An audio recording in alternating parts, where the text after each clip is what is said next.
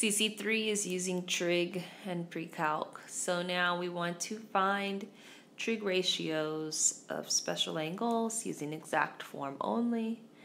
So 13 pi over 6, we want to find cotangent of that. So first I need to figure out where is this angle if I were to draw it in standard position. Remember, pi over 6 is just 30, so this is really 13 times 30, or 390 degrees. So this is really cotangent of 390 degrees. I always like it better in degrees because it's just easier to visualize. You don't have to, but so 390 degrees, we'd come all the way around, and then we'd end up here, back in the first quadrant. And remember, pi over 6 is my reference angle, so this is going to be 30 degrees. So think about all students take calculus. So since my reference angle is 30, this is also going to be equal to positive cotangent of 30 degrees.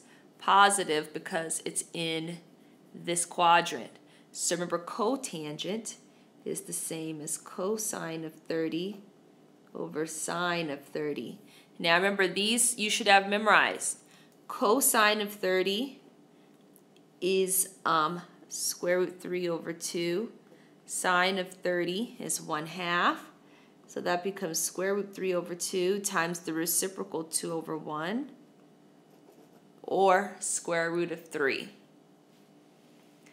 In example 2, we want cosecant of 11 pi over 4. Pi over 4 is my reference angle, which is 45. 11 times 45 is 495 degrees. So I think about, where would that end up? Well, 495 is going to go around a full 360, and then another 135 degrees. So it's going to be here.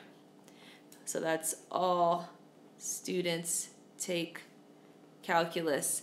So my reference angle is 45. So cosecant is the reciprocal of sine. Sine is positive in this quadrant, so it's going to be positive cosecant of 45 degrees. So that's the same as 1 over sine of 45 degrees, or 1 over square root 2 over 2, or 1 times the reciprocal, which is 2 over square root 2. If I rationalize that denominator, I have 2 square root 2 over 2, or square root of 2. In this last example here, now we want tangent of 4 pi over 3. My reference angle is pi over 3, or 60 degrees. 4 times 60 is 240 degrees. So if I think about where's 240, it's going to fall here. All students take calculus. So I know tangent is positive in this quadrant, so it's going to equal positive tangent of my reference angle, which is 60 degrees. Tangent is the same as sine of 60 over cosine 60. Sine of 60 is square root 3 over 2. Cosine of 60 is 1/2. That becomes square root 3 over 2 times the reciprocal of the denominator, which is square root of 3.